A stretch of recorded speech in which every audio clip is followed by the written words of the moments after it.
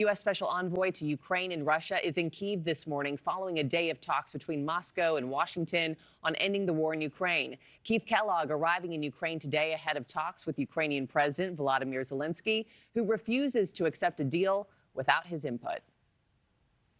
We understand the need for security guarantees. We understand the character that's the enforcement sovereignty of this nation. NewsNation's Kelly Myers in Washington. Kelly, good morning to you. Today's meeting comes as President Trump accuses Zelensky of prolonging the war.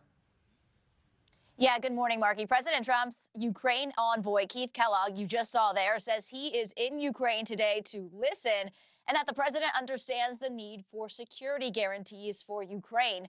But it comes hours after President Trump seemed to place the blame for the war in Ukraine on Ukraine, despite Russia being the one who started the war by invading and attacking Ukraine. Here's more from the president. You should have never started it. You could have made a deal.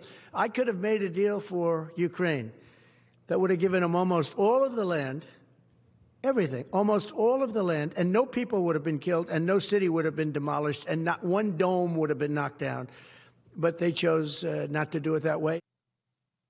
The president's comments came during a press conference at the so-called Winter White House in Mar-a-Lago. Trump said he liked Zelensky personally, but cared more about getting the job done. He also warned the Russia-Ukraine war could end up becoming World War III.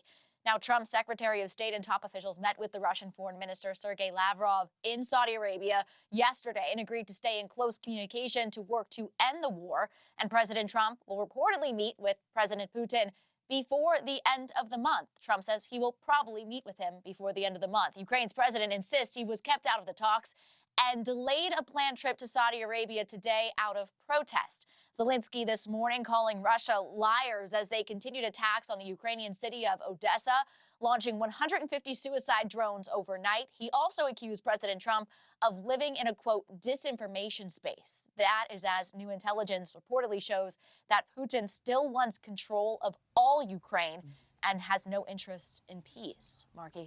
Thanks for watching, everybody. Go to joinnn.com to find NewsNation on your television provider. Also, don't forget to click that red subscribe button below to get more of NewsNation's fact-driven, unbiased coverage.